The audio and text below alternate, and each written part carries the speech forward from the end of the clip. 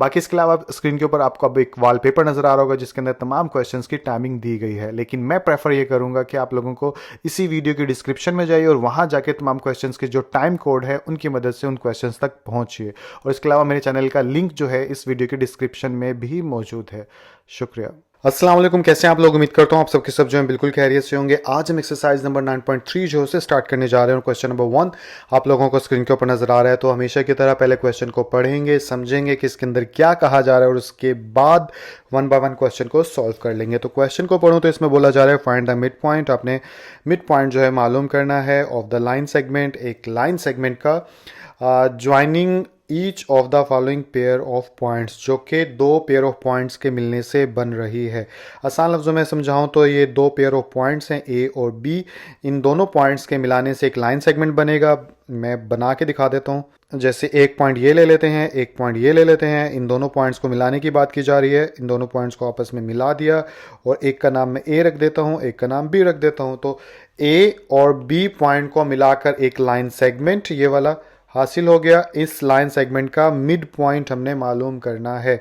Mid point मतलब दरमियानी नुक्ता, इसका सेंटर मालूम करना है। ठीक है, तो कॉन्सेप्ट की हद तक तो आप लोगों को समझ में आ गया होगा। अब रह गया कि सर वो मिड पॉइंट मालूम कैसे करेंगे। तो आसान से है। इस एक्सरसाइज में मिड पॉइंट मालूम करने का एक फार्मूला दिया गया है जो कि आप पिछले पेजेस पे देख सकते हैं। मैं यहाँ पे लिख देता हूँ ताकि आप लोग उसे याद कर लो। तो फार्मूले के अंदर वैल्यूज इंटर करेंगे और हमारे पास मिड पॉइंट आ जाएगा। ठीक है, तो मैं फार्मूला लिख देता हूं यहाँ पर। तो ये आ गया हमारा मिड पॉइंट का फार्मूला। इसे आप याद कर लीजिए, आर एक्स इंटू वाई, यानी कि ये तो पॉइंट को रिप्रेजेंट कर रहा है और पॉइंट के कोऑर्डिनेट को रिप्रेजेंट कर रहा है। जैसे ए पॉइंट को जो है एक इनिशियल पॉइंट है, ये एंडिंग पॉइंट है, इसी तरह आर मिडिल पॉइंट को रिप्रेजेंट कर रहा है और एक्स और वाई इसकी लोकेशन को रिप्रेजेंट कर रहा है। जैसे कि ए की लोकेशन को 9 और 2 कोऑर्डिनेट्स रिप्रेजेंट कर रहे हैं। आई होप पिछले एक्सरसाइजेस देखिए तो ये चीज़ें समझ भी आ गई होंगी। तो फार्मूला ये है r into x one plus x two divide by two, y one plus y two divide by two. इसके अंदर वैल्यूज पुट करेंगे तो हमारे पास मिडिल पॉइंट आ जाएगा। तो चलिए फार्मूला आप लोगों ने आई होप लिख लिया होगा, याद कर लिया होगा। इस क्वेश्चन को सॉल्व करते हैं ताकि सब कुछ अच्छे से समझ में आए। तो इसको मिटा देते हैं यहाँ से। तो क्वेश्चन को सॉल्व करूं तो सबसे पहले लिखूंगा यहाँ पर सॉल्यूशन, और सॉल्यूशन लिखने के बाद जो है मैं इन पॉइंट्स को एक बार दोबारा से लिख लेता हूँ। ए जो है वो हमारे पास है 9 और 2 कोऑर्डिनेट्स के साथ, और बी जो है हमारे पास है 7 और 2 कोऑर्डिनेट्स के साथ। इसके बाद यहाँ पे स्टेटमेंट लिख देते हैं। तो ये मैंने यहाँ पर स्टेटमेंट लिख दी, if R is desired mid point, कि अगर आर वो डिजायर्ड या रिक्वायर्ड मिड पॉइंट है, देन उसके बाद फिर क्या होगा। अब हम यहाँ पर फार्मूला लिख देते हैं। तो फार्मूला हमारा क्या है, आर इंटू एक्स और यहाँ पे y आ जाएगा इज इक्वल टू r। ठीक है, ये नाम हो गया मिड पॉइंट का, और यहाँ पे आ जाएगा x1 plus x2 divide bye, इधर आ जाएगा 2 और सॉरी ब्रैकेट बंद कर रहा हूँ, कोमा। उसके बाद आ जाएगा y1 प्लस y2 और यहाँ पे भी आ जाएगा डिवाइड बाय 2 और ये ब्रैकेट क्लोज। और इसके बाद इसके अंदर वैल्यूज पुट कर देंगे। वैल्यूज पुट करना आसान है, इसको करते हैं थोड़ा सा ऊपर, और यहाँ पे आ जाएगा आर वैसे का वैसा, इधर इनटू। और अब हमारा अगर मैं बताऊं x1 x2 कौन सा होता है, अगर इसमें मैं आपको बताऊं तो ये पॉइंट A है और ये पॉइंट B है, या यहाँ पे देख लो या ऊपर क्वेश्चन में देख लो।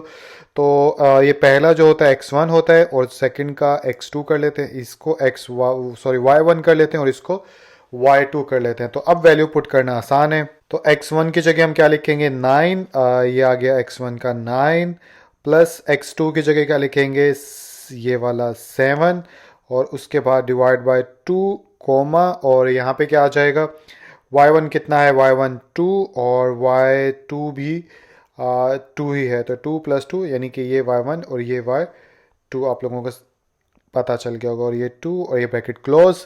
ऊपर वाले को मिटा देते हैं ताकि ये सिर्फ समझाने के लिए लिखा था मैंने। अब इसको फर्दर सॉल्व कर लेंगे। फर्दर सॉल्व करें तो आसान है। अब तो ये आर वैसे का वैसा, 9 में 7 ऐड करेंगे तो 16 डिवाइड बाय 2, इधर चलेंगे तो 4 डिवाइड बाय 2, तो 2 1 ज़ा 2, 2 8 द 16, 2 1 ज़ा 2, 2 2 द 4। ठीक है, ब्रैकेट क्लोज नहीं की थी मैं।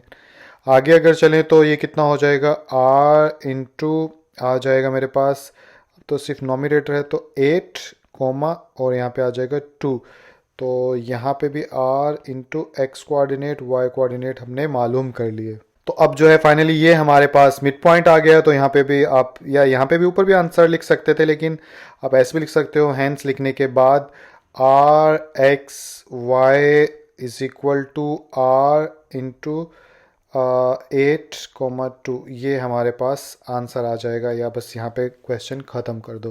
तो आई होप पहला पार्ट आप लोगों को समझ में आ गया होगा। इसी तरह जल्दी जल्दी बाकी सब भी करते हैं। तो क्वेश्चन नंबर 1 का पार्ट बी हमारे सामने, इसको सॉल्व करते हैं। तो इसको सॉल्व करने के लिए हम सबसे पहले लिखेंगे सोल्यूशन, उसके बाद इन पॉइंट्स को दोबारा लिख लेते हैं। 2 - 6 और इधर आ जाएगा B.3 और -6। इसके बाद हम स्टेटमेंट लिख देंगे और साथ में फार्मूला लिख देंगे। तो ये मैंने स्टेटमेंट और फार्मूला दोनों एक साथ लिख दिए कि R जो है अगर डिज़ायर्ड मिड पॉइंट है देन R मालूम करने का ये वाला हमारे पास फार्मूला है। अब इसके अंदर जो है आप वैल्यूज़ पुट कर लेंगे। तो वैल्यूज़ पुट करने के लिए हमें x1 x2 और y1 y2 की वैल्यू चाहिए। तो ये हमारा x1 है, तो ये हमारा x2 है, ये y1 है, तो ये हमारा y2 है। तो चलिए इसके अकॉर्डिंग वैल्यूज़ पुट कर लेते हैं। तो इधर इक्वल का साइन, इधर r आ जाएगा, इंटू x1 है हमारे पास 2 और x2 है 3। तो 2 + 3 डिवाइड बाय 2 और यहाँ पे आ जाएगा y1 है -6 और y2 है वो भी -6। क्योंकि माइनस में तो आप ब्रैकेट डाल के लिखेंगे माइनस, ठीक है, वरना क्वेश्चन गलत हो जाएगा। ये ब्रैकेट थोड़ी सी, ये -6, ठीक है। और यहाँ पे आ जाएगा 2 और इधर ब्रैकेट क्लोज कर देंगे। आगे अगर चलें तो अब हम क्या करेंगे, आर वैसे का वैसा, इधर चलें तो ये हो जाएगा 2 और 3 5 डिवाइड बाय 2। इधर आए तो -6 डिवाइड बाय 2 और फर्दर आगे चलें तो इज इक्वल टू आर और यहाँ पे आ जाएगा 5 डिवाइड बाय 2 और इधर आ जाएगा -12 डिवाइड बाय 2 और ये ब्रैकेट क्लोज, जो कि सही नहीं डली, अब क्लोज। आगे अगर चलें तो इसको मुख्तसर भी कर सकते हो, ऊपर ही -12 यहाँ कर लेते और काट लेते, वो भी हो जाता। लेकिन टीचिंग पॉइंट ऑफ व्यू से अगर डिटेल कर भी दो तो ज़्यादा अच्छा रहता है। वीक स्टूडेंट्स की इंतहा कोई भी हो सकती है। तो यहाँ पे आ जाएगा 5 डिवाइड बाई 2, एक एक्स एक्सिस का तो ऐसे का वैसा, और वाई साइड पे 2 1 ज़ा 2 2 6 ज़ा 12, तो यहाँ पे आ जाएगा -6 और ये ब्रैकेट क्लोज। तो ये अगर नॉमिनेटर में आया है तो इसको भी एक डिजिट में लिख लेंगे। इसको लिखेंगे तो किसी भी चीज़ को 2 से डिवाइड करो तो वो उसका हाफ हो जाता है। जैसे 16 का हाफ क्या होता है 8, तो 2 को यहाँ पे आ जाएगा 8। इसी तरह 4 को 2 पे करेंगे तो 4 का हाफ क्या होता है 2। 6 को 2 पे करेंगे तो 6 का हाफ क्या होता है 3, तो यहाँ पे 2 3 द 6 आ जाता है। इसी तरह 5 को जब मैं 2 पे करूँगा तो 5 का हाफ आ जाएगा। 5 का हाफ क्या होता है 2.5, 2.5 और 2.5 5 होते हैं, 2.5 प्लस 2.5 जो है इज इक्वल टू 5 आ जाता है। तो इसलिए 2 पे डिवाइड हो रहा है तो इट्स मीन 5 का हाफ लिख सकते हैं हम इसको। तो यहाँ पे मैं ऐसे भी 5 डिवाइड बाई 2 को ऐसे भी लिख सकता हूँ और यहाँ पे आ जाएगा -6। इस फालतू चीज़ों को मिटा देते हैं, ये सिर्फ समझाने के लिए था। और इस तरह से ये ब्रैकेट यहाँ पे आ जाएंगी और इधर आ जाएगा r, ठीक है। पीछे एक आंसर ऐसे है, नॉमिनेटर ही दिया गया है, दैट्स वाई इसको ऐसे लिख दो। तो आई होप ये क्वेश्चन भी आप लोगों को समझ में आ गया होगा। इधर x y आ जाएगा। तो पार्ट सी आप लोगों को स्क्रीन के ऊपर नज़र आ रहा है। इसको सॉल्व करने के लिए भी हम सबसे पहले लिखेंगे सोल्यूशन, उसके बाद इन दो पॉइंट्स को लिख लेते हैं -8, 1 और इधर लिख लेते हैं b इंटू 6, 1। और इसके बाद हम क्या करेंगे, इसके बाद यहाँ पर स्टेटमेंट लिख लेते हैं।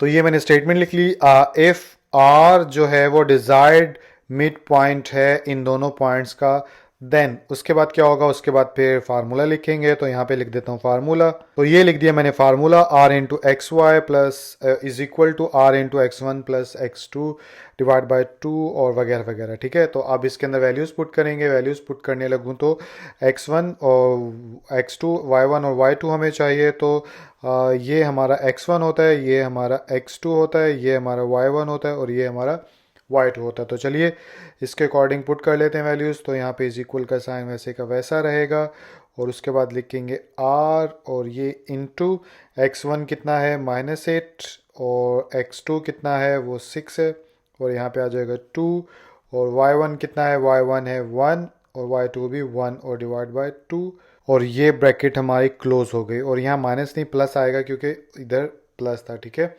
ऊपर चलते हैं, ऊपर चलें तो अब इसके बाद आ जाएगा r वैसे का वैसा और इंटू यहाँ बच जाएगा -2 डिवाइड बाई 2 और कोमा इधर 2 डिवाइड बाई 2 बच जाएगा। और इन दी एंड 2 2 पे जाता है तो इधर भी 1 आ जाएगा और इधर भी 1 आ जाएगा। तो r into x comma y is equal to किसके बराबर आया, वो आया -1, जो कि सही से नहीं डाला, -1,1 और यही हमारा आंसर होगा। तो आई होप ये भी चीज़ भी आप लोगों को समझ में आ गई होगी। तो पार्ट डी हमारे सामने, इसको सॉल्व करते हैं। तो इसको सॉल्व करूंगा, सबसे पहले लिखूंगा यहाँ पर सॉल्यूशन, और सॉल्यूशन लिखने के बाद इसे एक बार दोबारा लिख लेता हूँ इन पॉइंट्स को। ए है -4 और 9 के इक्वल, और यहाँ से बी पॉइंट जो है -4 और -3 के इक्वल। और इसके बाद हम क्या करेंगे, इसके बाद यहाँ पर स्टेटमेंट लिख देते हैं। तो ये मैंने स्टेटमेंट लिख दी। इफ़ आर जो है अगर डिजायर्ड मिड पॉइंट है देन अब फार्मूला लगा दो मिड पॉइंट का, जो कि क्या है, r into x y is equal to r into यहाँ पे आ जाएगा x1 plus x2 divide by 2 और comma y1 plus y2 divide by 2 और ये ब्रैकेट क्लोज।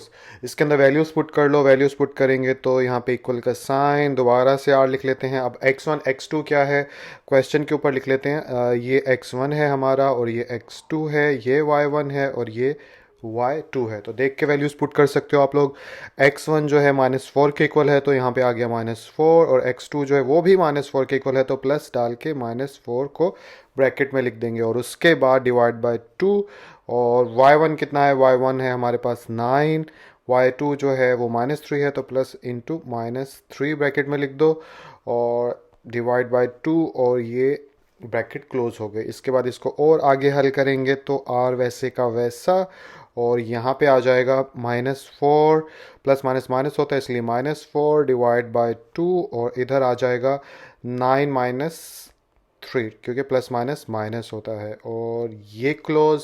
इसके बाद आगे चलें तो यहाँ पे आ जाएगा r इंटू -4 और -4 कितने होता है, -8 डिवाइड बाय 2, और यहाँ पे आ जाएगा 9 में से 3 गए तो 6, तो 6 डिवाइड बाय 2, और ये क्लोज। फर्दर आगे चलें तो r, और यहाँ पे आ जाएगा 2 4 ज़ा कितना होता है 8, तो -4, बल्कि एक नोमिनेटर आता है इसलिए ब्रैकेट जो है वो छोटी कर लेते हैं यहाँ पर, ये इंटू, ठीक है।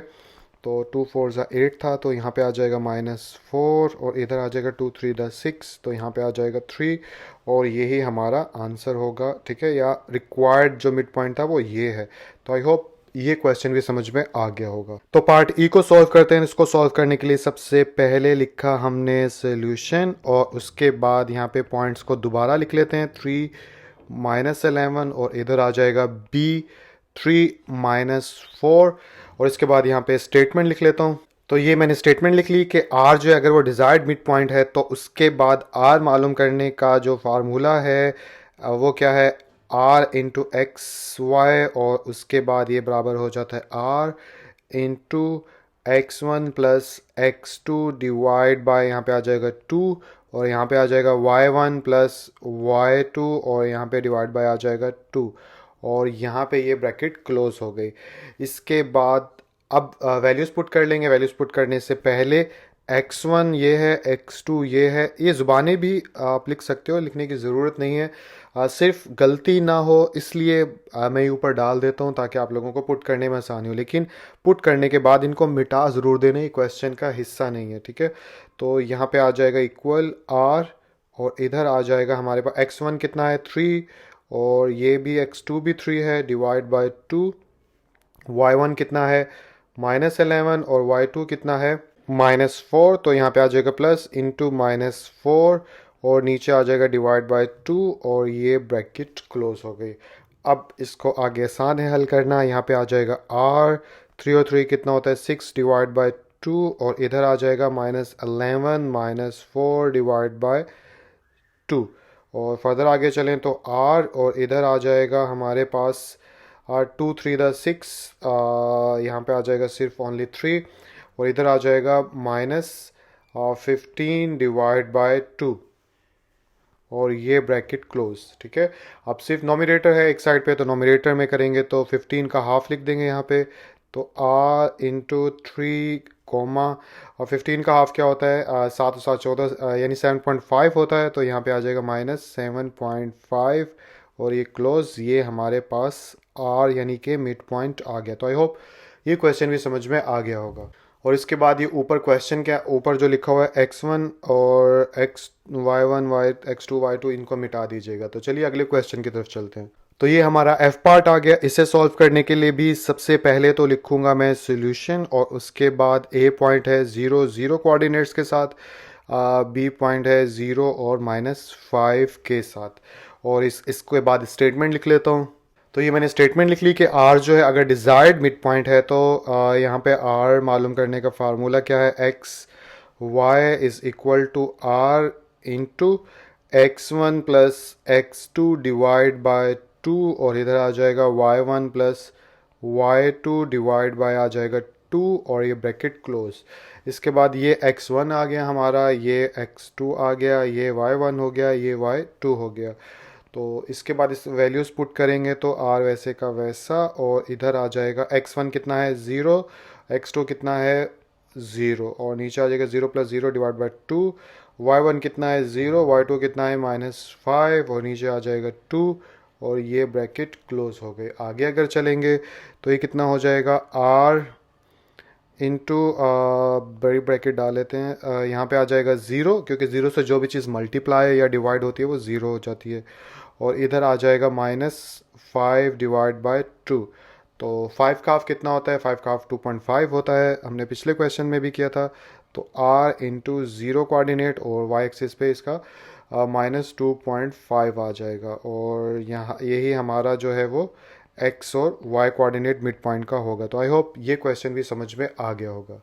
तो क्वेश्चन नंबर 2 आप लोगों को स्क्रीन के ऊपर नजर आ रहा है, इसको भी पढ़ लेते हैं। इसमें क्या कहा जा रहा है, इसमें बोला जा रहा है द एंड पॉइंट P, एक एंड पॉइंट P है किसका, लाइन सेगमेंट PQ का, ओके, और वो कितना है -3 और 6 कोऑर्डिनेट के साथ है, ठीक है, and it's mid point 5 8, okay, ये बात भी ठीक है।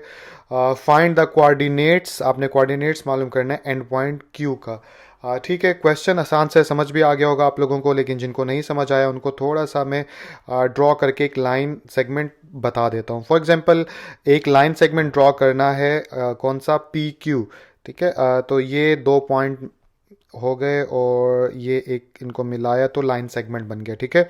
लेट्स सपोज इसका नाम मैं रख देता हूँ P और इसका नाम मैं रख देता हूँ Q, ठीक है। तो एंड पॉइंट P यानी कि, तो ये एंड पॉइंट P हो गया, और ये कितना है -3 और 6, तो इसको मैं अगर यहाँ पे रख लूँ -3 और 6 हो गया, ठीक है। उसके बाद वो कह रहे हैं कि इस लाइन सेगमेंट PQ का जो मिड पॉइंट है वो कितना है 5 और 8 है। तो लेट्स सपोज ये इसका मिड पॉइंट है, बल्कि ज़्यादा बड़ा पॉइंट हो गया, ये लेट्स सपोज इसका मिड पॉइंट है, ठीक है। इसको कोई नाम देना है तो इस मिड पॉइंट को हम आर का नाम देते हैं, तो इसको आर का ही नाम दे देते हैं। तो ये मिड पॉइंट आर हो गया, और मिड पॉइंट उसकी वैल्यू उसने बता रखी है 5 और 8 है, तो यहाँ पे लिख लूँगा 5 और 8, ठीक है। उसके बाद दूसरा एंडिंग पॉइंट जो है वो Q है, तो यही बच गया Q, ये हमने मालूम करना है। तो यहाँ पे X और Y यानी कि ये हमने मालूम करना है, ठीक है। तो आई होप क्वेश्चन में यही बोला जा रहा था कि लाइन सेगमेंट PQ का P पॉइंट जो है वो ये है, मिड पॉइंट जो है वो ये है, और Q पॉइंट जो है आपने मालूम करना है। तो यहाँ पे एक और चीज़ जिसकी मदद से आपको क्वेश्चन समझने में आसानी होगी कि इसका नाम यानी कि 2 पॉइंट्स के दरमियान मिड पॉइंट मालूम किया था क्वेश्चन नंबर 1 के अंदर। तो एक पॉइंट P था, P के पॉइंट को हम x1 और y1 से रिप्रेजेंट करते हैं, ठीक है, और लास्ट पॉइंट को हम x2 और y2 से रिप्रेजेंट करते हैं। तो ये चीज़ आपको कंफ्यूजन नहीं होनी चाहिए, वरना ये क्वेश्चन तो ज़रूर गलत हो जाएगा आप लोगों का। और जो मिड पॉइंट है उसको r और y के कोऑर्डिनेट से रिप्रेजेंट करते हैं। बाकी फार्मूला जब मैं लिखूंगा तो आपको ये चीज़ें और अच्छे से समझ में आ जाएंगी। तो चलिए एक और सवाल जो कि काफ़ी बच्चों के माइंड में आया होगा कि सर ये पिक्चर बनानी है या नहीं बनानी, तो आप लोग ये बना दीजिएगा पिक्चर।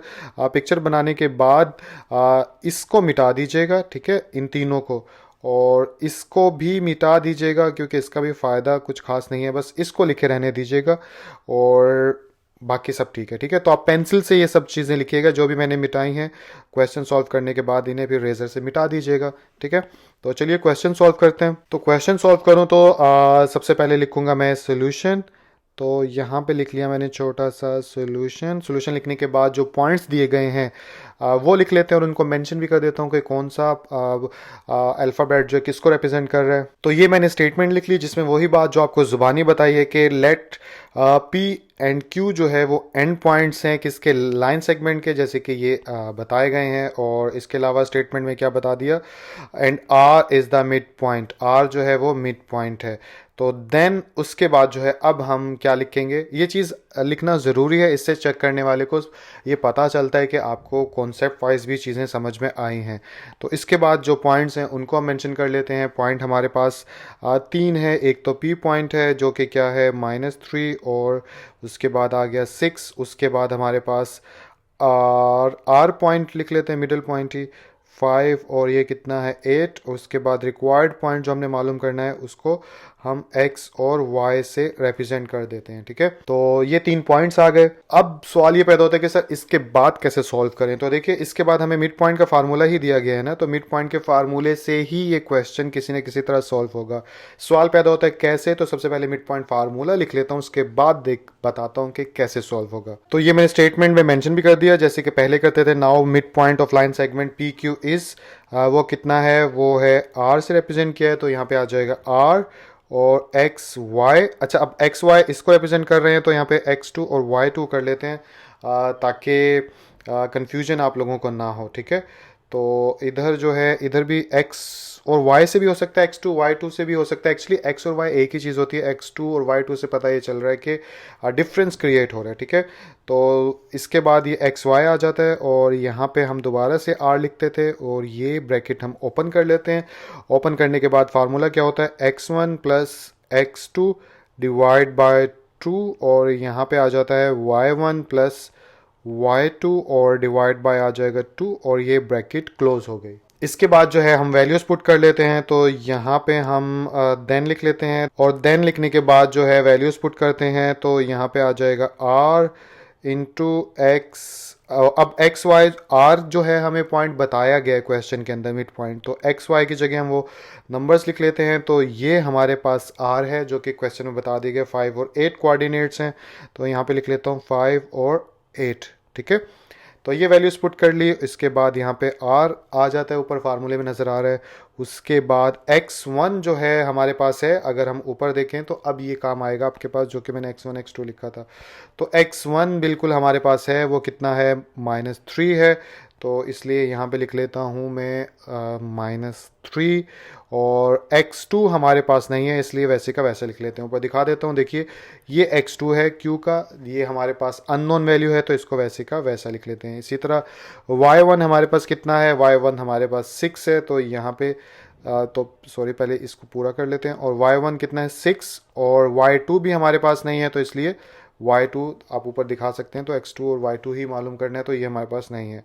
तो इसको फिर अब हम वैसे का वैसा, जो अननोन वैल्यू है उसको वैसे का वैसे लिख लो, क्योंकि उसी को तो फाइंड आउट करना है। और उसके बाद यहाँ पर ये लिख देंगे। अब जो है अब सवाल पैदा होता है कि सर इसको आगे कैसे सॉल्व करेंगे। तो देखिए हमें ये मालूम करना है x2 और y2 जो कि q के इक्वल है।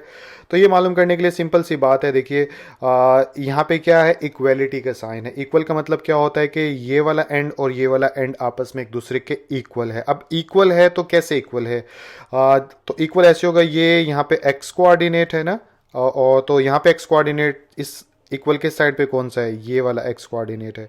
इसी तरह ये y कोऑर्डिनेट है और इधर y कोऑर्डिनेट कौन सा है, ये कोऑर्डिनेट है। तो x कोऑर्डिनेट x कोऑर्डिनेट के इक्वल रख सकता हूँ मैं इसलिए, और y कोऑर्डिनेट y कोऑर्डिनेट के इक्वल रख सकता हूँ, क्यों, क्योंकि दरमियान में ये इक्वल का साइन है। तो चलिए स्टेटमेंट लिख देता हूँ। तो ये मैंने स्टेटमेंट लिख दी। अकॉर्डिंग टू कंडीशन, कंडीशन के अकॉर्डिंग क्या लिखेंगे हम, कंडीशन के अकॉर्डिंग लिखेंगे 5 जो है वो किसके इक्वल रख दूंगा मैं, -3 प्लस x2 डिवाइड बाय 2 के, और यहाँ पे एंड लिख लेते हैं।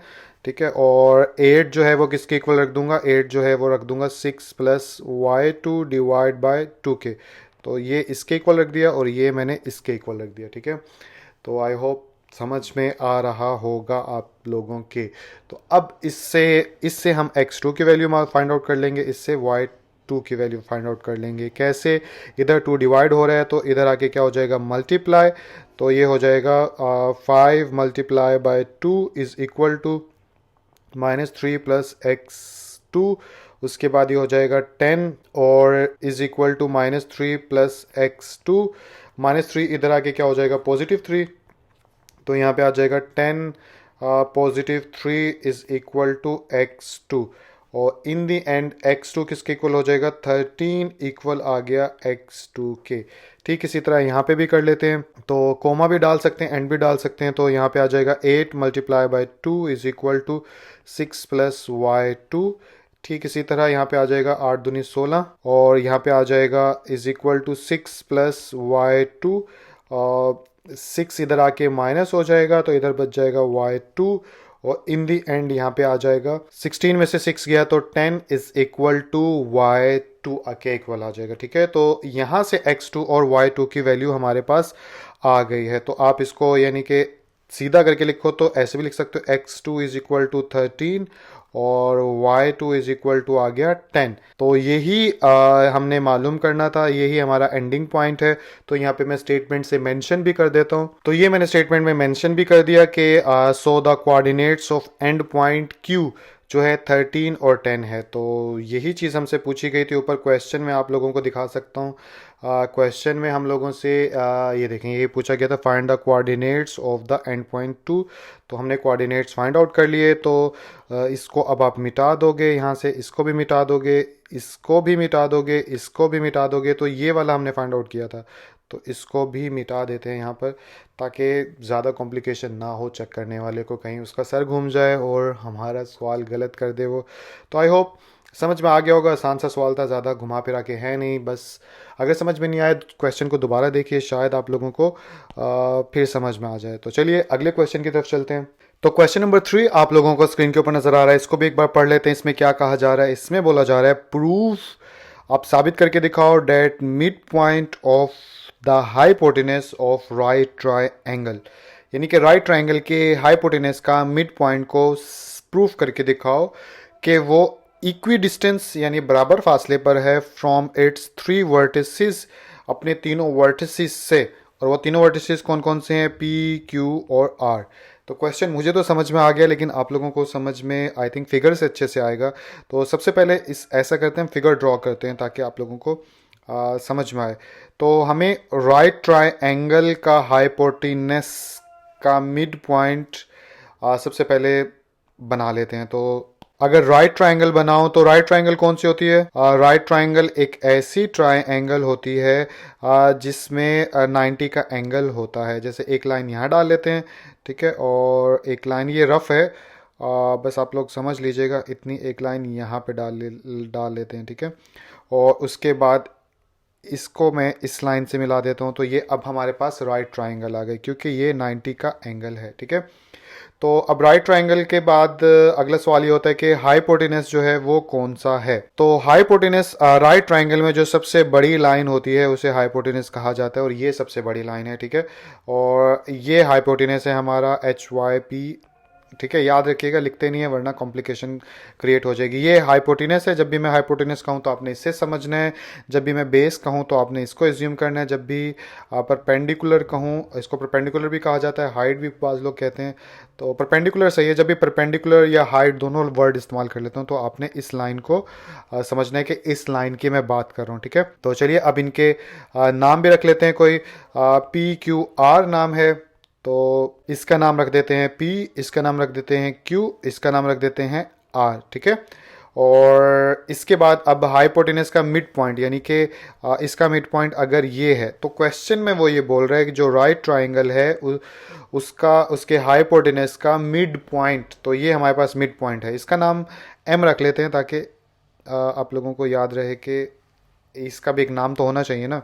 तो ये मिड पॉइंट M है। तो क्वेश्चन में वो ये बोल रहा है कि ये मिड पॉइंट जो है ये बराबर फासले पर है, किससे, यहाँ से यहाँ तक का फासला, ये जितना फासला है उतना ही जो है ये वाला फासला है, और उतना ही ये वाला फासला है। तो ये तीनों डिस्टेंस जो हैं वो बराबर हैं, ये आपने साबित करके दिखाना है। अभी तो क्वेश्चन में बताया गया कि वो इक्वल डिस्टेंस पे मौजूद है, लेकिन हमने साबित करके दिखाना है। तो चलिए साबित करते हैं। क्वेश्चन थोड़ा सा उलझा हुआ है, लेकिन मैं कोशिश करूंगा डिटेल से समझाऊं आप लोगों को, ताकि हर चीज़ समझ में आए। तो अब हमें साबित ये करना है कि बराबर फासले पे। सबसे पहले तो ये तो मैंने फिगर बना ली, इसलिए क्वेश्चन आपको समझ में आ गया, लेकिन अभी हमें ये नहीं मालूम कि इन तीनों लाइनों में से हाइपोटेनस कौन सा है। फिगर में तो अब मैंने नाम रख दिया, इसलिए आप लोगों को पता चल गया। जैसे इधर जो है एक लाइन क्या बनेगी, एक लाइन बन जाएगी पी क्यू, एक लाइन बन जाएगी क्यू आर, ठीक है, और एक लाइन बन जाएगी पी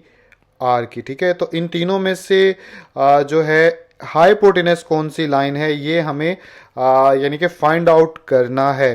क्योंकि फिगर में तो मैंने एज्यूम किया, लेकिन एक्चुअली यहाँ पे एज्यूम करके नहीं होगा, बल्कि यहाँ पे हम क्या करेंगे, तीनों लाइनों की लंबाई मालूम करेंगे, और तीनों में जो सबसे लंबी लाइन होगी वो हाइपोटेनस हो जाएगी। तो चलिए तो यहाँ से एक बात हमें पता चल गई कि हमें सबसे पहले मालूम करनी है length of three lines P Q, Q R और पी आर की। तो इसलिए इन नाम को भी अभी मिटा देते हैं, इसको भी मिटा देते हैं, इसको भी मिटा देते हैं, इसको भी मिटा देते हैं, ठीक है। और क्वेश्चन को सॉल्व करने के लिए यहाँ पे सबसे पहले लिखते हैं सोल्यूशन। तो यहाँ पे ये मैंने लिख लिया सोल्यूशन, और सोल्यूशन के बाद हमें 3 पॉइंट्स दिए गए हैं, इन तीनों पॉइंट्स को लिख लेते हैं। तो यहाँ पे मैं गिवन लिख सकता हूँ, गिवन डेटा लिख सकता हूँ, ठीक है, गिवन से भी काम चल जाएगा। तो गिवन में जो मेरे पास है, एक जो है वो पी पॉइंट है जो कि है -2 और 5 के, एक जो है मेरे पास क्यू पॉइंट है जो कि है 1 और 3 के, यहाँ पे ये, और उसके बाद जो है लास्ट पॉइंट आर है मेरे पास, तो यहाँ पे लिख लूँगा -1 और 0। तो ये 3 पॉइंट्स आ गए। अब हमें पी क्यू मालूम करना है, फिर क्यू आर मालूम करना है, और फिर पी आर तो वो मालूम होंगे। आपने 9.1 में डिस्टेंस मालूम करना सीखा था कि जैसे एक पॉइंट ये पी है, ये फॉर एग्जांपल आर है, तो इनका डिस्टेंस कैसे मालूम किया जाता है, डिस्टेंस फार्मूले की मदद से। तो यहाँ स्टेटमेंट लिख देता हूँ मैं यहाँ पर। तो ये मैंने स्टेटमेंट लिख ली, now by using distance formula. तो डिस्टेंस फार्मूला हमारे पास क्या होता है आप लोगों को याद होगा, बल्कि मैं लिख देता हूँ, डी इज इक्वल टू वो होता है अंडर रूट, यहाँ पे आता है x2 माइनस x1 और ये होल का स्क्वायर, और प्लस उसके बाद यहाँ पे आता है y2 माइनस y1 और यहाँ पे होल का स्क्वायर। तो ये डिस्टेंस फार्मूला है जिसकी मदद से मालूम करेंगे। तो मालूम करना तो आप लोगों को आता होगा, तो इसलिए इसको करते हैं थोड़ा सा ऊपर, और यहाँ पे P और Q को सबसे पहले मालूम करते हैं लाइन को। तो इनको मालूम करने के लिए ऐसे अंडर रूट डाल लेते हैं, तो वैल्यूज़ पुट कर देते हैं पी क्यू की वैल्यूज़ पुट करूँ तो आई होप के फिर भी लिख देता हूँ, ये x1 है, ये x2 है, ये y1 है और ये y2 है, ठीक है। सॉरी नज़र नहीं आ रहा आपको, अब नज़र आ रहा होगा, या कलर चेंज करके लिख देता हूँ ताकि समझ में आए आप लोगों को। ये x1 है, ये x2 है, ये y1 है और ये y2 है, ठीक है। तो अब x2 सबसे पहले लिखना है, तो यहाँ पे आ जाएगा 1, उसके बाद आ जाएगा माइनस, और x1 कितना है -2, तो यहाँ पे आ जाएगा -2, उसके बाद आ जाएगा प्लस, सॉरी यहाँ पे स्क्वायर जो है वो मैंने नहीं डाला, तो ये स्क्वायर आ गया। उसके बाद y2 कितना है 3 है, तो यहाँ पे आ जाएगा 3 माइनस y1 कितना है 5 है, तो यहाँ पे आ गया 5 और ये आ गया होल का स्क्वायर।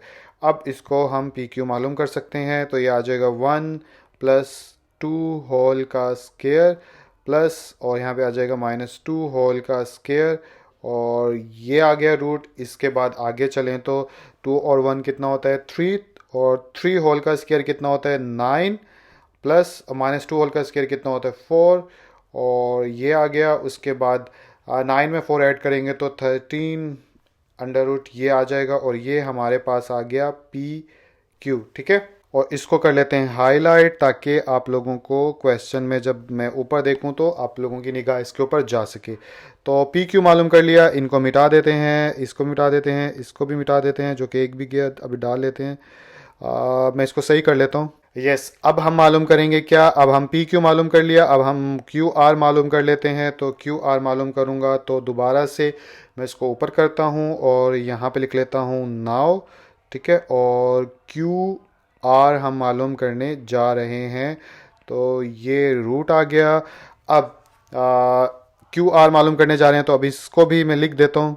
ये हमारा x1 हो गया, ये हमारा x2 हो गया, ये हमारा y1 हो गया, ये हमारा y2 हो गया। ठीक है, याद रखिएगा, इसको बाद में मिटाना मुश्किल होता है। मैंने डाल दिया, अब मैं वैल्यूज पुट करता हूँ डायरेक्ट। तो x2 कितना है, -1, और x1 कितना है, 1। तो -1 और -1 और यहाँ पे आ गया होल का स्क्वायर। ठीक है, तो ये ऐसे पुट कर रहा हूँ, x2 में से x1 निकाल दिया। उसके बाद आगे चलूँ तो यहाँ पे आ जाता है प्लस, और उसके बाद y2 में से y1 निकालना है, तो ये y2 है, ये y1 है, तो 0 -3 आ जाएगा। तो यहाँ पे आ जाएगा 0 -3 होल का स्क्वायर। अगर ये समझ में नहीं आ रहा तो पिछले एक्सरसाइज की है, तो आप इसको थोड़ी डिटेल से कर लोगे तो समझ में आ जाएगा, और मैं ज़्यादा डिटेल करूँगा तो क्वेश्चन बहुत लंबा हो जाएगा। यहाँ पे आ गया -2 होल का स्क्वायर प्लस, और यहाँ पे आ जाएगा -3 होल का स्क्वायर। आगे चलें तो ये हो जाएगा 4 प्लस 3 3 द 9। फर्दर आगे चलें तो ये हो जाएगा यहाँ पर 9 और 4 कितने होते हैं, 13। तो क्यू आर जो है वो भी 13 के इक्वल आ गया। तो इसको भी हम यहाँ से हाईलाइट कर लेते हैं ताकि पता रहे, एक लाइन ये आ गई क्यू आर। अब हम क्या फाइंड आउट करेंगे, ऊपर देखें तो अब हम मालूम करेंगे पी क्यू भी हो गई और क्यू आर भी हो गई, और अब हमारे पास तीसरी लाइन रह गई पी आर। ठीक है, तो पी आर मालूम करते हैं। तो यहाँ पे लिख लेता हूँ अगेन से नाउ। ठीक है, और पी और यहाँ पे आर आ गया, और यहाँ पे ये मॉड्स आ गए, और इधर ऐसे x2 में से x1 निकालना है। तो ये हमारे पास x1 है, ये हमारे पास x2 है। तो -1 में से -1 माइनस इंटू -2 आ जाएगा, -1 माइनस इंटू -2।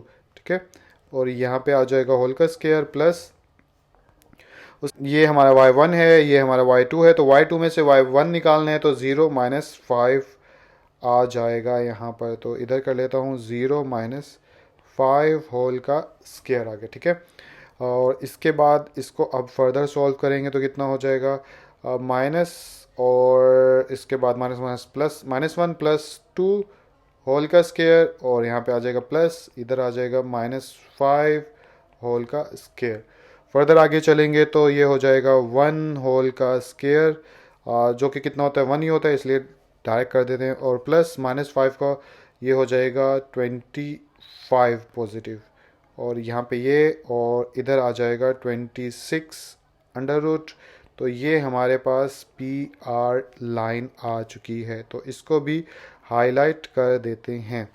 ठीक है, अब सवाल ये पैदा होता है कि सर तीनों लाइनें तो हमने मालूम कर ली, ठीक है, यानी ये लाइन भी मालूम कर ली, ये लाइन भी मालूम कर ली, ये लाइन भी मालूम कर ली। तो अब पता कैसे चलेगा इन तीनों लाइनों के अंदर से हाइपोटेनस कौन सा है। तो हाइपोटेनस फार्मूला क्या होता है, आपने फार्मूला देखा होगा पाइथागोरस थ्योरम का, जो कि राइट ट्राइंगल पे होता है कि हाइपोटेनस का स्क्वायर जो होता है वो किसके बराबर होता है, वो बेस के स्क्वायर के बराबर होता है, प्लस और किसके बराबर होता है, परपेंडिकुलर, या जिसको हाइट कह सकते हैं हम, ठीक है, आसान लफ्ज़ों में, इसके स्क्वायर के बराबर होता है। तो हम क्या करेंगे, जैसे ये हाइपोटेनस है, ठीक है, ये बेस है, और ये हमारी हाइट है। ठीक है, तो हम क्या करेंगे, तीनों लाइनों का स्क्वायर लेंगे, और कोई से दो का स्क्वायर अगर तीसरे के बराबर आ गया तो वो तीसरा जो है वो फार्मूले के अकॉर्डिंग हमारा हाइपोटेनस होगा। ठीक है, आई होप समझ में आ गया। दोबारा से रिपीट कर देता हूँ कि पाइथागोरस थ्योरम के मुताबिक क्या होता है कि तीन लाइनों के अंदर से, जैसे कि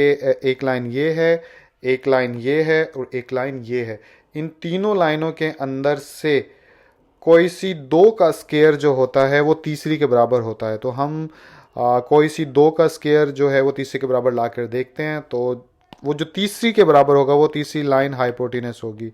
तो कोशिश कर सकता था समझाने की, वो मैंने कर दी है।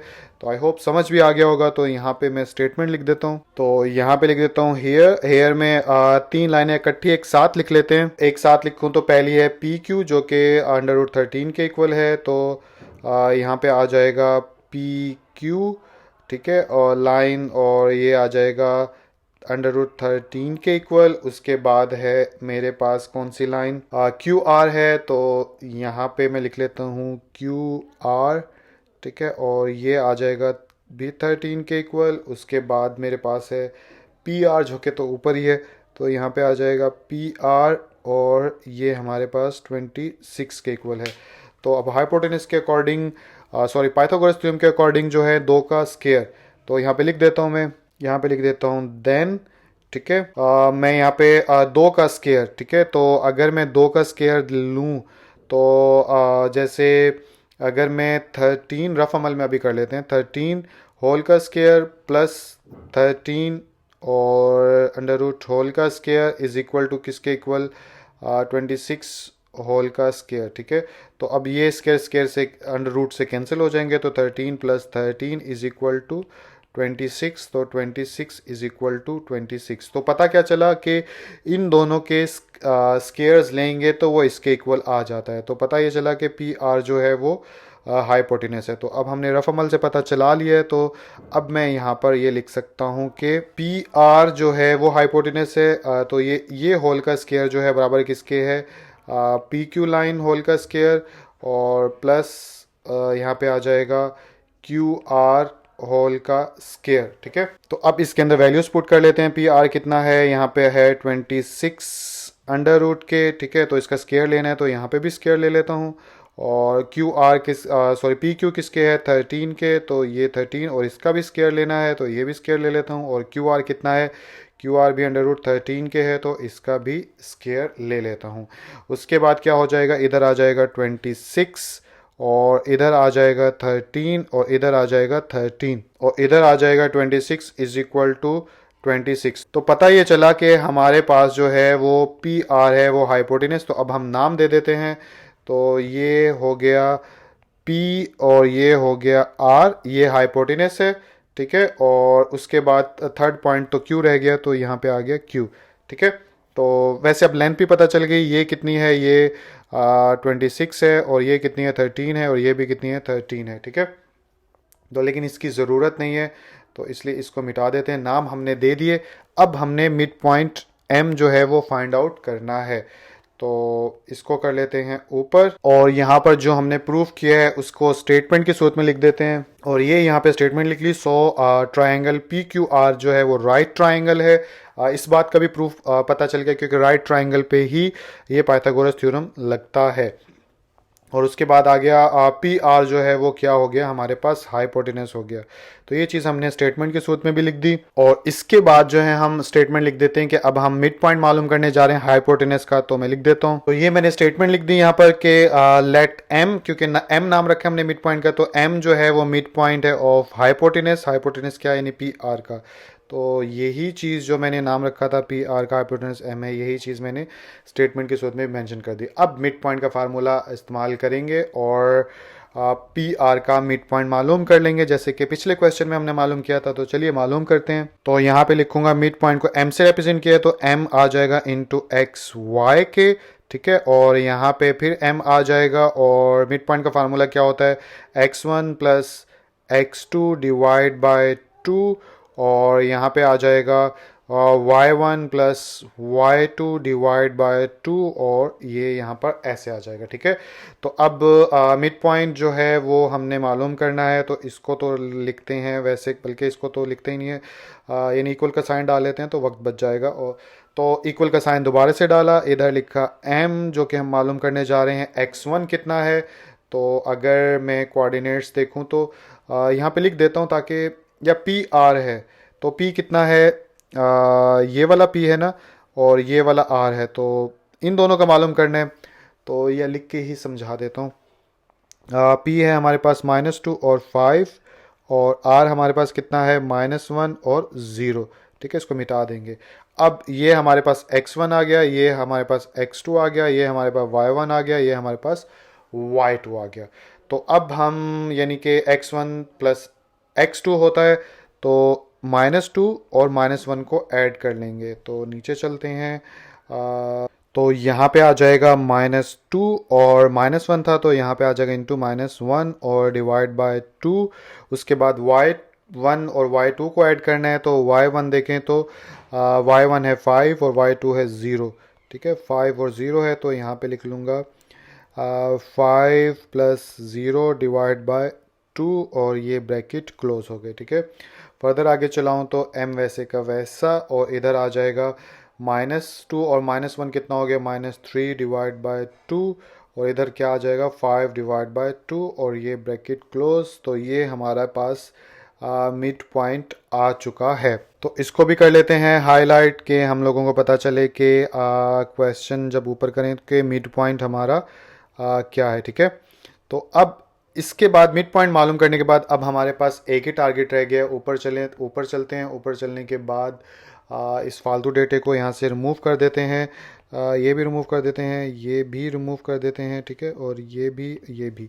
ठीक है, अब हमने मालूम करना है कि ये मिड पॉइंट जो है, जो हमने मालूम किया है कि इसका इससे पी से, इसका आर से और इसका क्यू से जो है वो बराबर डिस्टेंस है। तो इसके लिए अब हम क्या करेंगे, हम थ्री यानी कि डिस्टेंस फार्मूले की मदद से 3 लाइंस मालूम करेंगे और देखेंगे तीनों आपस में बराबर हैं। एक लाइन मालूम करेंगे पी एम, एक मालूम करेंगे एम आर और एक मालूम करेंगे एम क्यू। ठीक है, और ये तीनों बराबर आ गए तो इक्वल डिस्टेंस है, अदरवाइज नहीं है। तो चलिए शुरू हो जाते हैं।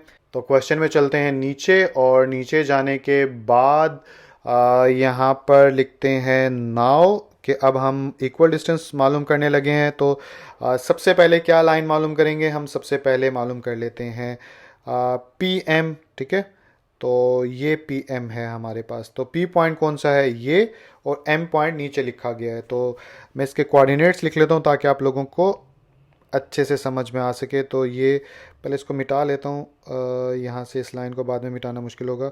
तो P पॉइंट -2 और 5 है, और M पॉइंट कितना है, नीचे चलें तो M पॉइंट है -3/2 और 5/2। तो -3/2 यहाँ पे आ जाएगा -3/2 और 5/2। ठीक है, तो अब जो है ये x1 आ गया, ये x2 आ गया, ये y1 आ गया और ये y2 आ गया। अब हम आप लोगों को समझ में आ जाएगा कि कैसे डिस्टेंस फार्मूले की मदद से मालूम करेंगे। तो चलिए नीचे चलते हैं, पी एम मालूम करने जा रहे हैं। तो यहाँ पे लिख लेता हूँ लाइन पी एम। ठीक है, और डिस्टेंस फार्मूले के अकॉर्डिंग ये क्या हो जाएगा, यहाँ पे आ जाएगा x2 माइनस x1। तो x2 क्या है, ऊपर देख सकते हैं अब हम, क्योंकि मैंने कोऑर्डिनेट्स लिख दिए हैं। तो ये x2 है -3/2 और -2। ठीक है, तो यहाँ पे आ जाएगा -3/2, माइनस दरमियान में आता है डिस्टेंस फार्मूले के, और ये आ गया -2, और यहाँ पे आता है होल का स्क्वायर। ठीक है, तो आई होप छोटा करके लिखा है थोड़ा सा, लेकिन समझ में आ रहा होगा। उसके बाद डिस्टेंस फार्मूले के दरमियान में आता है प्लस, उसके बाद y2 माइनस y1 होता है। तो y2 हमारे पास क्या है, 5/2 और 5 है। ठीक है, तो यहाँ पे आ जाएगा 5/2 माइनस दरमियान में आता है डिस्टेंस फार्मूले के, और 5 आ गया। ठीक है, और ये होल का स्क्वायर आ गया। फर्दर इसको आगे चलाएं तो अब थोड़ा सा बड़ा कर लेते हैं क्योंकि एलसीएम लेना होगा हमें। तो ये ऐसे रूट का साइन आ गया, तो इधर आ गया -3/2 और +2 आ गया। ठीक है, और यहाँ पे होल का स्क्वायर चल रहा है, तो होल का स्क्वायर आ गया प्लस, इधर जो है मैं एलसीएम ले सकता हूँ अभी, जहाँ कुछ नहीं होता नीचे 1 होता है। तो ये आ जाएगा 2, और या डायरेक्ट अगले स्टेप में ले लूँगा, यहाँ पे दोबारा लिख देता हूँ ताकि आप लोगों को थोड़ा बड़ा करके नज़र आए। जहाँ कुछ नहीं होता नीचे 1 होता है, तो ये ऐसे हो गया, और यहाँ पे होल का स्क्वायर हो गया। आगे अगर चलें तो ये हो जाएगा, जहाँ कुछ नहीं होता 1 होता है। तो अब इधर एलसीएम आ जाएगा 2, इधर आ जाएगा -3 प्लस 2 to the 4, और इधर आ जाएगा प्लस, इधर कितना हो जाएगा, इधर आ जाएगा 2 एलसीएम, 2 से कैंसिल होके 5 माइनस 5 टू द कितना आ गया 10। ठीक है, और यहाँ पे होल का स्क्वायर, और यहाँ पे भी होल का स्क्वायर, और ये रूट का साइन जो कि टेढ़ा है, सीधा करके डालूं तो ये थोड़ी सी कोशिश करके सीधा डाल दिया। आगे अगर चलें तो यहाँ पे आ जाएगा 1/2। ठीक है, 4 में से 3 गया तो 1, होल का स्क्वायर प्लस यहाँ पे आ जाएगा -5/2 होल का स्क्वायर, और ये आ गया रूट हमारा। अब जो है थोड़ा आसान हो गया, ये हो जाएगा 1/4 प्लस 5×25, क्योंकि माइनस स्क्वायर में ख़त्म हो जाता है, और यहाँ पे आ जाएगा 4, और ये रूट आ गया। अब हम अगेन से एलसीएम लेंगे, तो इधर आ जाएगा 4, इधर आ जाएगा 1 + 25, और इधर आ जाएगा रूट, और इधर आ जाएगा 26/4, और ऐसे। ठीक है, तो पी एम जो है हमारे पास ये आ गया पी एम, ठीक है। इसको फर्दर भी सॉल्व कर सकते हैं, 2 पे कटता है, लेकिन तीनों के हमने ये चेक करने के बराबर आते हैं या नहीं आते, तो इसलिए ऐसा भी सही है। तो इसको यहाँ से इक्वेशन 1 का नाम दे देते हैं। तीनों लाइनें या तीनों इक्वेशंस जो है एक दूसरे के बराबर आएंगी तो ही इक्वल डिस्टेंस कहलाएगा। तो ये याद रहेगा हाईलाइट कर करके, तो काफ़ी अजीब सा लगता है, तो आप पॉइंट आउट कर दीजिएगा इसको 1। उसके बाद अब हम क्या मालूम करेंगे, ऊपर चलें तो इसको मिटा देते हैं हम, क्योंकि p का हमारे साथ अब कोई ताल्लुक नहीं है। अब m का और मालूम करते हैं r का डिस्टेंस, ठीक है। तो r के कोऑर्डिनेट्स लिख लेते हैं, तो इसको x1 को भी हटा देते हैं। तो r के कोऑर्डिनेट्स क्या हैं, इधर आपको नज़र आ रहे होंगे -1 और 0, तो -1 और 0। अब ये हमारे पास x1 है, ये x2 है, ये y1 है और ये y2 हो गया। तो एम आर लाइन नीचे मालूम करनी है, तो नीचे चलते हैं और नीचे चलने के बाद यहाँ पे लिख देता हूँ नाउ। यहाँ पे एम आर लाइन आ गया डिस्टेंस मालूम करने के लिए, और डिस्टेंस फार्मूले के अंदर वैल्यूज पुट करें तो x2 माइनस x1 होता है। तो x2 हमारे पास क्या है -1 और x1 कितना -3 डिवाइड बाई 2, -1 और -3 डिवाइड बाई 2, तो यहाँ पे आ जाएगा -1 और दरमियान वाला माइनस डिस्टेंस फार्मूले का, और यहाँ पे आ जाएगा -3 डिवाइड बाई 2, ठीक है। और इसको थोड़ा बड़ा करके ही लिख लेता हूँ, और -1 माइनस मिडल डिस्टेंस फार्मूले का और -3 डिवाइड बाई 2, ठीक है। और ये होल का आ गया स्क्वायर, और ये डिस्टेंस फार्मूले के दरमियान में प्लस आ गया।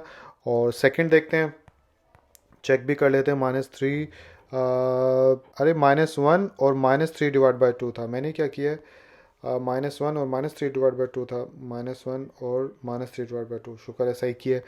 आगे अगर चलें तो 0 और 5 डिवाइड बाई 2 है, तो चलिए y2 में से y1 निकाल देते हैं। 0 और -5 डिवाइड बाई 2 था, पॉजिटिव 5 डिवाइड बाई 2, तो यहाँ पे आ जाएगा 5 डिवाइड बाई 2, और ये आ गया होल का स्क्वायर। अब हम इसको भी सॉल्व कर लेंगे। इसको सॉल्व करूँ तो -1 प्लस 3 डिवाइड बाई 2 होल का स्क्वायर प्लस 0 तो ख़त्म, तो -5 डिवाइड बाई 2 होल का स्क्वायर, और ये आ गया हमारा रूट। आगे अगर चलें तो अब जहाँ कुछ नहीं होता 1 होता है, तो इसका एलसीएम लें तो 2 -2 प्लस 3 और ये होल का स्क्वायर प्लस 25 डिवाइड बाय 4 आ जाएगा, ठीक है। और स्क्वायर तो मैंने खोल दिया उसका, तो यहाँ पे ये आ जाएगा। उसके बाद आगे अगर चलें तो 1 डिवाइड बाय 2, ठीक है, और ये होल का स्क्वायर प्लस 25 डिवाइड बाय 4 को वैसे का वैसे ही रहने देते हैं, और ये हो गया। आगे अगर चलें तो ये हो जाएगा 1 divide by 4 plus 25 divide by 4, और यहाँ पे आ गया ये। आगे अगर चलें तो 4 एलसीएम हो गया, और यहाँ पे आ गया 26, और यहाँ पे ये आ गया। और कौन सी लाइन थी, एम आर, तो ये हो गई एम आर हमारी लाइन, और इसको नाम दे देते हैं इक्वेशन 2 का, ठीक है। लाइन थोड़ी सी बड़ी है, इसको थोड़ा छोटा करके लिख लेता हूँ। 26 डिवाइड बाय 4 है, तो इसको मिटा देता हूँ दोबारा से, तो 26 डिवाइड बाय 4 ऐसे सही लगता है, ठीक है। तो सेकंड लाइन भी हमने मालूम कर ली। तो अब ऊपर चलते हैं। ऊपर चलूँ तो अब हमने तीसरी लाइन मालूम करनी है। उससे पहले हम इसको मिटा देते हैं, ठीक है। और तीसरी लाइन कौन सी है, तीसरी लाइन हमारे पास आ जाएगी एम क्यू, ठीक है, क्योंकि उसने ये तीनों का डिस्टेंस ही कहा था कि तीनों वर्टिसेस, एक वर्टिसेस, ये वर्टिसेस का वर्ड इस्तेमाल किया था ना, सॉरी नज़र नहीं आ रहा, वर्टिसेस का, तो एक वर्टिसेस तो ये है, एक वर्टिसेस ये है, तीसरा वर्टिसेस ये बच गया, तो इस कोने से बराबर डिस्टेंस मालूम करना है। तो यहाँ पे मैं इसका नाम लिख लूँगा क्यू का। क्यू के जो कोऑर्डिनेट्स हैं वो कौन से हैं, वो ये है 1 और 3, तो यहाँ पे 1 और यहाँ पे आ जाएगा 3, ठीक है। और अब हमारे पास ये x2 हो गया, ये y2 हो गया, ठीक है। तो कोऑर्डिनेट्स हमने लिख लिया। अब डिस्टेंस मालूम कर सकते हैं एम क्यू का, तो नीचे एम क्यू लिख लेते हैं नाव लिखने के बाद। तो यहाँ पे लिखता हूँ मैं नाव, और यहाँ पे लिखता हूँ एम क्यू का लाइन डिस्टेंस, और डिस्टेंस मालूम करने के लिए फार्मूले के अंदर वैल्यूज़ पुट कर सकते हैं हम लोग। तो ऊपर चलते हैं, x2 और x1 की वैल्यूज़ देखते हैं। x2 है 1 के इक्वल और ये -3/2, तो 1 और -3/2 है, तो ये आ गया 1 और माइनस इंटू -3/2, और यहाँ पे आ जाएगा ये होल का स्क्वायर, ठीक है। उसके बाद यहाँ पे आ जाएगा प्लस y2 और y1 की वैल्यू देखनी है, तो y2 है 3 और ये है 5/2, तो 3 और 5/2 हमने मालूम करना है। तो नीचे चलते हैं, 3 - 5/2 और ये होल का स्क्वायर आ गया। अब आसान है, इसको आगे भी ऐसे ही चलाएंगे, तो इक्वल का साइन आ गया, 1 माइनस यहाँ पे आ जाएगा माइनस माइनस प्लस, और 3/2, और यहाँ पे आ जाएगा होल का स्क्वायर प्लस, और यहाँ पे आ जाएगा जिस ये वैसे का वैसे ही लिख लेता हूँ ताकि साथ साथ चलें दोनों, ये होल का स्क्वायर और इधर आ जाएगा रूट का साइन। आगे अगर चलें तो जिसके नीचे कुछ नहीं होता 1 होता है, इधर भी 1 इधर भी 1, तो अब हम एलसीएम ले सकते हैं, तो इधर आ जाएगा 2, इधर आ जाएगा 2 + 3, और ये होल का स्क्वायर, आई होप एलसीएम लेना आपको आता होगा, इधर आ जाएगा 2 और इधर आ जाएगा 6 - 5, और यहाँ पे आ जाएगा होल का स्क्वायर, और ये ऐसे रूट का साइन आ जाएगा, ठीक है, जो कि टेढ़ा है। आप लोगों सही कर लीजिएगा। 3 और 2 कितना हो गया, 5/2 होल का स्क्वायर प्लस 1/2 और ये होल का स्क्वायर, और ये रूट आ गया। फर्दर आगे चलाऊँ तो अब ये क्या हो जाएगा, 25/4 प्लस 1/4, और ये रूट आ गया। अब आसान हो गया हमारे पास, ये भी 26, इसका एलसीएम लूँगा तो 26/4 ही आ जाएगा। तो कौन सा पॉइंट था, लाइन थी MQ, तो यहाँ पे लिख सकता हूँ मैं MQ लाइन, और इसको दे देता हूँ इक्वेशन नंबर 3 का नाम। तो आप देख सकते हो तीनों इक्वेशन जो हैं वो बराबर हैं, तो पता क्या चला कि ये तीनों लाइनें भी आपस में बराबर हैं। MQ का जितना डिस्टेंस है उतना ही MP का है, और जितना MP का है MQ का है उतना ही MR का है, ठीक है। तो इस चीज़ को हमने रिटर्न में प्रूफ कर दिया, इसलिए अब इन लाइंस से छुटकारा पाते हैं, ये फालतू चीज़ें मिटाते हैं। ये दोनों मिट गई, तो दोबारा से एक लाइन डाल लेते हैं, तो ये चीज़ ऐसे हो गई, ठीक है। तो अब आप नीचे कंक्लूजन लिख देंगे, यहाँ पर नीचे चलते हैं, तो यहाँ पे लिख देंगे आप फ्रॉम लिखने के बाद इक्वेशन 1, 2 एंड 3। तो इक्वेशन 1, 2, 3 क्या है, उसको अगर लाइंस की सूरत में लिखूं तो ये बन जाएगी हमारे पास। पहले इक्वेशन से देखते हैं, PM, ठीक है, और तो यहाँ पे आ जाएगा इक्वेशन 1 PM थी लाइन, PM और इज इक्वल टू वो किसके आई, सेकंड इक्वेशन MR के, तो यहाँ पे लिख सकता हूँ मैं MR, और थर्ड थिंग जो है वो ऊपरी नज़र आ रही है MQ। तो ये तीनों लाइनें जो हैं वो आपस में एक दूसरे के इक्वल हैं, तो डैट मीन के मिडिल पॉइंट से तीनों का बराबर डिस्टेंस है। ऊपर भी देख लेता हूँ ना, लाइनों के नाम सही हैं, PM, MR और MQ। PM, MR और MQ, ठीक है, यस यही है, ठीक है। तो हर तरह से मैंने चेक कर लिया। क्वेश्चन लंबा ज़रूर है, लेकिन एक बार सुन लोगे तो सारे कॉन्सेप्ट समझ में आ जाएगा, और फिर आप अपने काबिलियत के हिसाब से स्टेप्स मिस कर दो और उसको जल्दी जल्दी सॉल्व कर लो, ठीक है। लेकिन मैंने टीचिंग पॉइंट ऑफ व्यू से इस तरह से रिकॉर्डिंग की है कि हर बच्चा इसे पिक कर सके। तो अब जो है लास्ट में स्टेटमेंट लिख के अपना ये क्वेश्चन खत्म कर देते हैं। तो ये मैंने कंक्लूजन लिख दिया कि मिड पॉइंट जो है M यानी कि हाइपोटेनस का राइट ट्रायंगल के, यानी राइट ट्रायंगल के हाइपोटेनस का मिड पॉइंट जो है वो इक्वी डिस्टेंस यानी इक्वल डिस्टेंस रखता है, किससे, फ्रॉम इट्स 3 वर्टिसेस, उसके 3 वर्टिसेस से। तो आई होप ये क्वेश्चन भी समझ में आ गया। अगर कुछ समझ में नहीं आया वीडियो को पीछे करिए, और कोशिश तो मैंने की है कि गलती ना हुई हो, लेकिन अगर कोई छोटी मोटी गलती हो भी गई है तो उसको आप अपनी समझ से करेक्ट कर लीजिएगा। तो चलिए अगले क्वेश्चन की तरफ चलते हैं। और वीडियो के एंड में मैं बात करूंगा कि मेरी उन वीडियोस की जो कि मैं बना चुका हूं, साइंस की, इंग्लिश की या फिर मैथ की, या जितनी भी वीडियोस मैं अभी तक बना चुका हूं, तो हमेशा उन तक पहुंचने के लिए आपको क्या करना होगा, यूट्यूब सर्च बार में जाना होगा और वहां जाकर लिखना होगा वकास नासिर और इंटर कर दीजिए। जैसे ही आप इंटर करेंगे तो आपको मेरा चैनल नजर आ जाएगा। अगर इन फ्यूचर आप कनेक्टेड रहना चाहते हैं मेरी वीडियोस के साथ तो इस चैनल को आप सब्सक्राइब कर लेंगे ये बटन दबाने के बाद, और उन वीडियोस तक पहुंचने के लिए आप इस चैनल पर जाएंगे। इस चैनल पर जाने के बाद जो है आपको यहाँ पे फ्रंट पे नजर आ रहा होगा home, videos, playlist, community, channels. तो आप इसमें जाएंगे प्लेलिस्ट के अंदर, और प्लेलिस्ट के अंदर जाएंगे तो आपको तमाम मेरी प्लेलिस्ट नज़र आ जाएंगी, जैसे कि मैथ के बेसिक्स जो हैं जो कि मैं रिकॉर्ड करता हूं, जैसे HCF, LCM वगैरह। तो वो इस प्लेलिस्ट पे जैसे ही क्लिक करेंगे आप तो आपको ये नज़र आ जाएंगे। अभी तक 2 बनाई हैं मैंने वीडियोस। इसी तरह अगर आप साइंस से रिलेटेड टॉपिक्स पे वीडियोस देखना चाहते हैं मेरी, जो कि अभी तक इतनी बनी है, तो वो सारी आ जाएंगे, आप इन तक पहुंच सकते हैं। और इसके अलावा 9th क्लास कि मैथ की एक्सरसाइज जितनी मैं बना चुका हूं, तो वो सारी ये वीडियोस हैं जो कि आई थिंक 25 वीडियोस हैं, ठीक है। तो इस तरह से आप इन वीडियोस तक पहुंच जाएंगे। और फिजिक्स के टॉपिक्स को अगर आप सर्च करना चाहते हैं जो मैं बना चुका हूं पंजाब बोर्ड के हवाले से, ठीक है, तो वो सब ये वीडियोस हैं। यहाँ तक एक्सेस करने के लिए आप इस पर क्लिक कर देंगे और इन दी एंड न्यूमेरिकल्स की बात आ जाएगी। अगर आपको न्यूमेरिकल्स की वीडियो दिखाऊं तो यस, ये आपको अब नज़र आ रहा होगा कि न्यूमेरिकल्स की वीडियोस देखनी है तो 9th क्लास के न्यूमेरिकल्स में इतनी वीडियोस के न्यूमेरिकल्स जो है वो बना चुका हूँ। तो इन तक पहुँच सकते हैं आप इस तरह।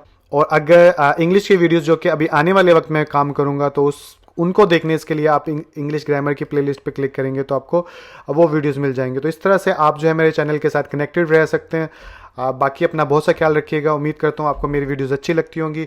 अगर अच्छी लगती हैं तो आप इन्हें ज़रूर अपने दोस्तों के साथ शेयर कीजिए ताकि वो भी इससे फ़ायदा उठा सकें। अपना बहुत सा ख्याल रखिएगा। अल्लाह हाफिज़।